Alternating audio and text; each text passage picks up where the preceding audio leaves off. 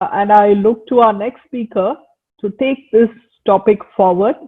Dr. Madan Meena from Rajasthan. He is an artist and a folklore researcher from Savai Madhopur district in Rajasthan.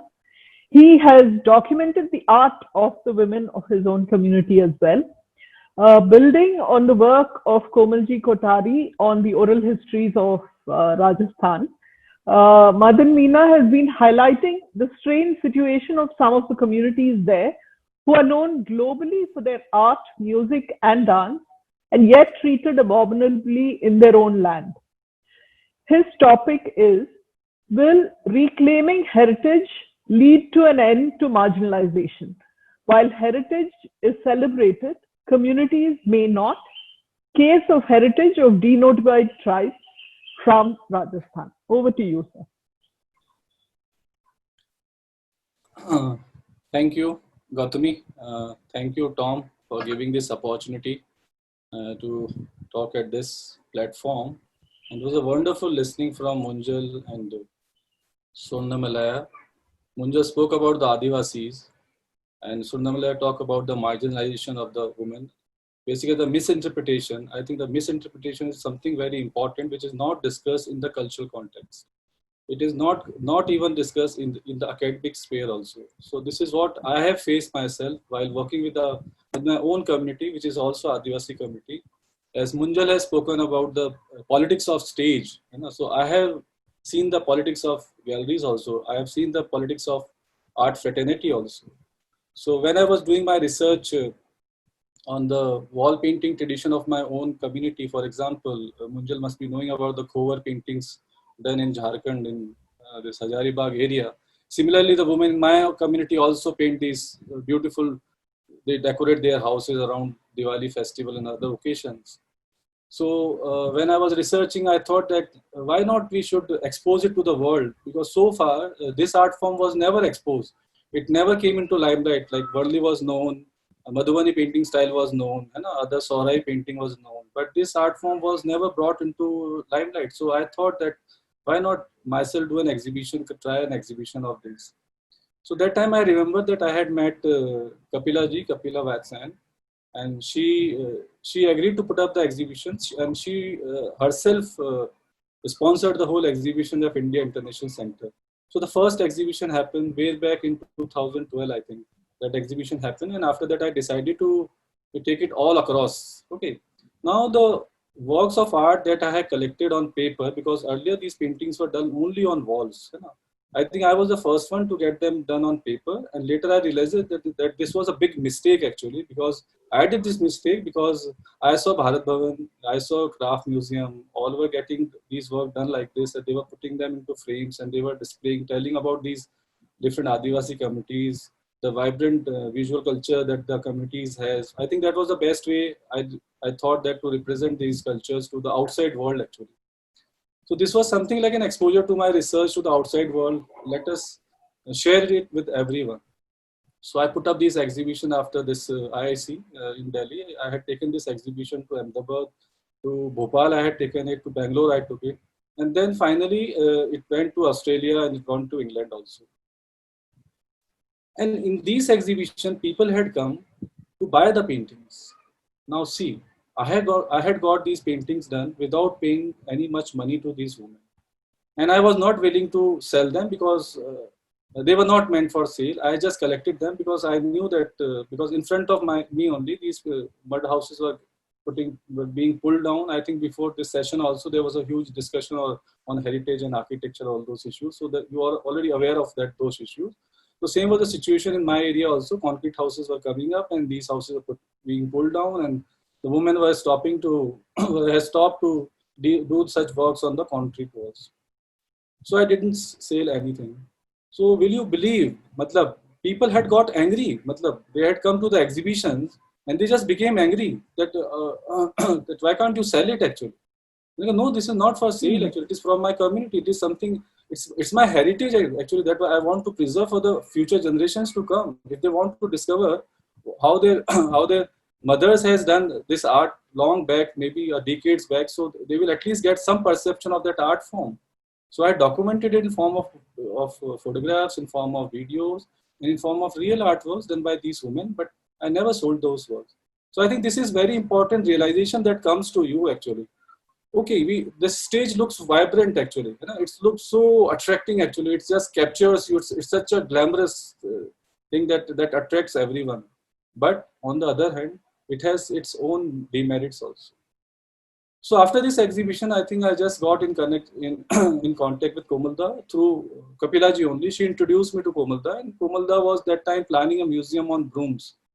So Komalda thought that this boy has done work on this mud architecture and the aesthetics of the mud architecture basically. So let him involve in the museum project. So this was a project about brooms. So I curated the exhibition out of my own understanding, how I saw the rural spaces. This museum is all about rural spaces, and then the subject is broom. So it has been displayed in a natural context rather than being put in any showcases, rather than being like not to photograph or not to touch. We just broke all those notions of conventional colonial museum theories. So that was a museum that was put up. So while working with the Rupayan Sansthan, as you know, Komalda was a pioneer in bringing many of the communities on international stage. One of them was Kalbelia, the Langas, the Manganiyars, even the Katputli players, even the Kamaicha, this Tiratali people, and even the Kanja women also. He took them all to the international stage, and this was a time of 70s, 80s, I think, when these India festivals were happening abroad. They happened in Russia, they were in Moscow, they were in France, they went to England also. So many of the groups, many of the communities, the indigenous communities from Rajasthan visited and participated in these, and they got a big fame, and they earn a money like anything. Like, I still know that many have, after returning from these festivals, they had purchased gold actually. Like Ghazi Khan, he has purchased a lot of gold. They became rich actually. So that was something that attracted everyone, that these people getting such a limelight, getting such attention, and later on many of them became Padma Shri also. They got Academy Awards, they got Padma Shri also. But this was a vibrant side of the culture that I saw while working with the Rupayan Sansthan. Okay. Now working after this, after finishing this work, I started working with Bhasha for one of the projects that was regarding languages actually, to document the languages of Rajasthan. So Dr. Ganesh Devi has assigned me this work, and we published a volume on Rajasthan.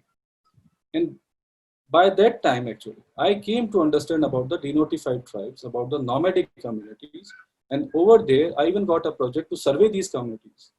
So while doing work with these, or with that survey and doing a report on them, and then going and meeting these communities, I found a totally a very opposite side of the vibrant culture that I have studied so far, or what I had noticed so far with the Rupayan Sansthan. The whole perception of this changed when I started working with these nomadic communities, with these denotified tribes, from the aspect of their stigmatization, being stigmatized because of the Criminal Tribe Act, constituted in 1871. And then there were so many issues because all these committees used to come for different meetings, and we used to organize some. Dakshin and Mayank and we all people used to meet in Delhi and different places in Ahmedabad, even in the Bhasha Sanstha in Baroda. So these were totally different narratives actually. So my understanding of these communities are two different parts of the same coin actually. These are stark realities. So this is what I have tried to put here in this small presentation, which is all visual presentation. I will like to just share that, and as time is short, I'll definitely try to finish by 5:30 or 5:35 at the maximum. So let me share my screen.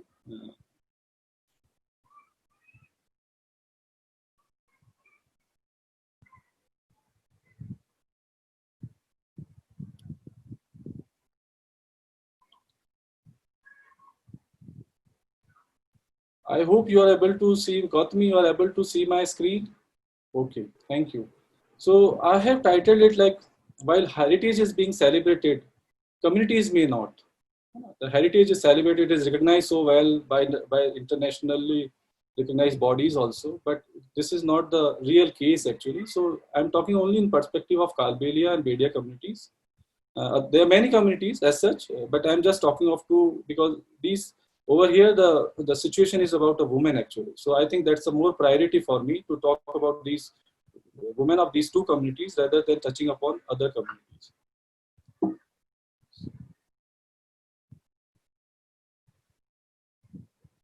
So everyone knows that Kalbelia folk songs and dances has been recognized by UNESCO under this list of intangible cultural heritage of humanity. I think this is the only community from Rajasthan that has been recognized. It was recognized 2010. So you can understand that what kind of a recognition they have. They have been recognized by the highest body of cultural recognition actually by UNESCO.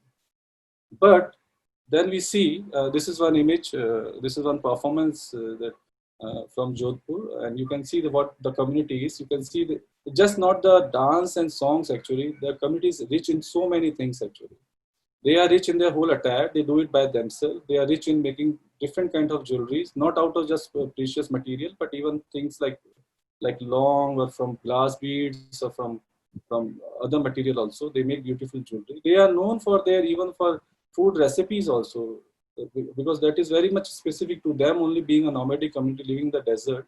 So they have a huge knowledge actually. It's a huge knowledge system of survival actually that they have. That is something that has not been recognized so far, but that's another subject of study. Now I'm showing a short film actually when these communities got attention of the international platform. Many films were made, and as you also know that many of the Bollywood films has featured them. So there's a famous film, Lachodrome, that connects the Kalberias from Rajasthan to the European gypsies living in the West. So just to get a perception of what kind of dance form they have, I'm just showing this small video.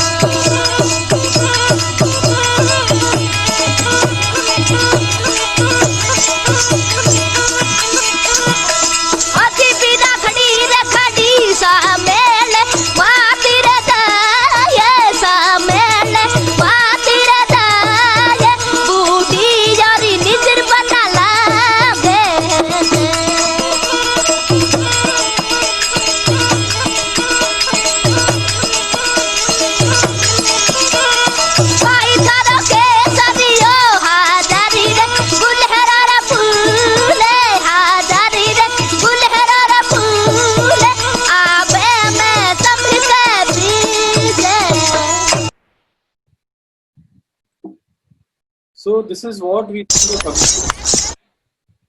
This is how we see the community actually. This is how the public recognize the community. You know? But see the another side of the story. This is a recent interview with this one of the community leader from Kishannath Kalbelia. What he has spoken about the community. Just listen to that. Sir आज राजस्थान को राजस्थान का ही इसलिए Kalbelia culture के लिए ही राजस्थान प्रसिद्ध है और कालबेलिया जाति से ही पूरा भारत वर्ष में विदेशों में हमारे लोग कालबेलिया जाति के लोग जाते हैं और विश्व का नाम राजस्थान का नहीं पूरे विश्व का नाम करते हैं। और कालबेलिया जाति का जैसे हमारे गुलाबो देवी सपेरा देख लो, वो उनको आज राष्ट्रपति अवार्ड मिला है। और विदेश में जाकर अपना कल्चर, कालबेलिया कल्चर दिखाया है। जैसे कंचन सपेरा मान लो, मेवा सपेरा मान लो, और कई तरह के लोग हैं। वो लोग जो है अपनी कला का प्रदर्शन करके और अपना कालबेलिया नृत्य करके, कालबेलिया डांस करके इस कालबेलिया को विख्यात किया है। लेकिन उनके भी बेचारों के लिए बड़ी दुख की बात है, वो इतना करते हुए भी उनमें जो बिचौलिए होते हैं जो उनको वहां ले जाते हैं, तो जैसे उनका जो सौदा हुआ कि भाई तुम्हारे को ये वहां विदेश जाने का 2 लाख रुपए मिलेगा, तो वो बीच वाले जो आदमी है उनको 50,000 देंगे और 1.5 लाख रुपए वही सेट कर जाते हैं। फिर भी वो भी बेचारे आज भी इसी तरह के तरीके से अपना पेट का गुजारा करते हैं। उनको भी पूरी पूंजी नहीं मिलती, उसमें बीच में दलाल होते हैं। उनको सरकार को ये देखना चाहिए कि उन काम को भी, और कहीं पे भी राजस्थान में कहीं कहीं पे कालबेलिया कल्चर खोले जाए। So you see, Komaldas' effort was to get them a real recognition which was due to them, because most of these communities are Dalit communities and they have been exploited by the higher caste for so many years. So he wanted them to bring them to the stage. Otherwise, Kalibelias are recognized, generally they are recognized as beggars actually. They are even recognized as traditional beggars also.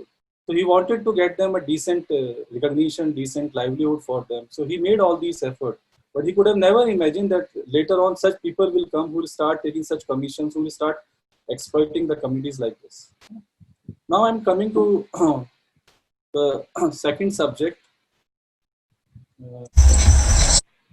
Now, on one side you have seen this, the exploitation of the women dancers, of the Kalbelia women dancers. Now when it comes to this, to the atrocities, and then the perception that the police has, the world has a perception that Kalbelias are great dancers, but the police has a perception that they are a criminal gangs. And this is a recent case, 17th September 2020. A small theft happened in Chittorgarh district, and only two men were captured. And the police, the superintendent of police, SP of Chittorgarh district, he released a press note. And in the press note, he mentioned that these members are part of the Kalbelia criminal gang. Now, how can you use a community as a gang? This has been barred by the Supreme Court also. We had different commissions and this issue has been raised. But still that practice of police of stigmatizing these communities with these criminal identities is still going on. So there is a stark difference between these two realities that we see. Now, another thing that recently what this COVID has led to is that many of these communities who were settled in cities for their livelihoods, they have all returned to the villages. And over here, I met these women, because there we see that they are performers, they are stage performers. The community has such a vibrant culture. But these women that you see over here are women who has returned from Delhi, from Noida, and they beg in the city. So it is not that the whole of the Kalbelia community has been recognized as has been properly dealt with. Many of these community members still face this issue of livelihood, and their children, they still collect plastic in the city. So these are quite two stark realities that I wanted to tell about this Kalbelia community. Now coming to the media. Few years back, I had gone to see this a huge mela, a fair that happens in the month of March in Ashoknagar district of Madhya Pradesh. And there is a temple of Sita Mata. So people make a wish that if a child is born, male son is born, they will bring a Bedia woman, and that woman will dance in the temple of this Sita Mata. That is a tradition over here actually. So that is how these villagers, they come in groups, they come in trucks, jeeps, they bring these Bedia women, they commission them from their villages, and they bring them along, and they take them to the temple. The women dance over there.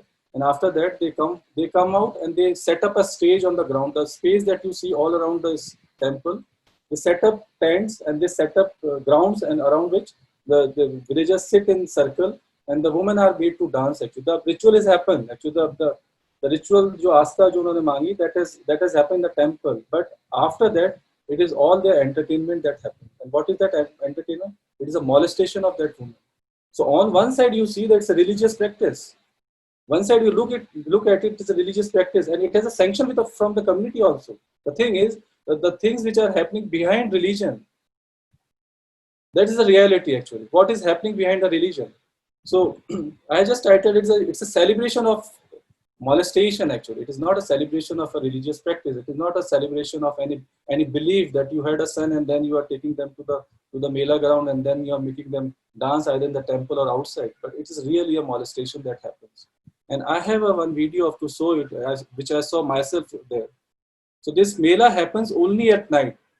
The thing is that this is very special about that Mela, which only start in the evening and it culminates next morning, early morning, 4 or 5 o'clock. So throughout the night, these dances of the Bedia woman happens over there.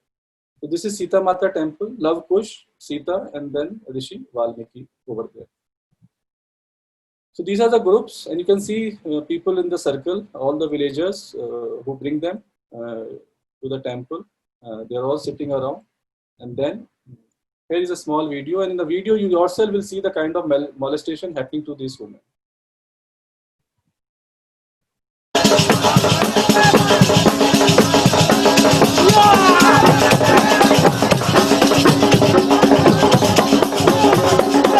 These are two realities that I wanted to show.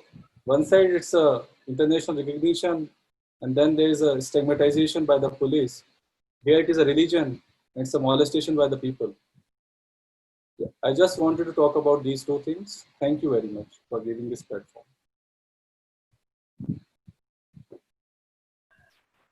Thank you, Matanji. I think what I spoke about right at the beginning, that as the largest minority in the world, not everybody has the right to celebrate their heritage.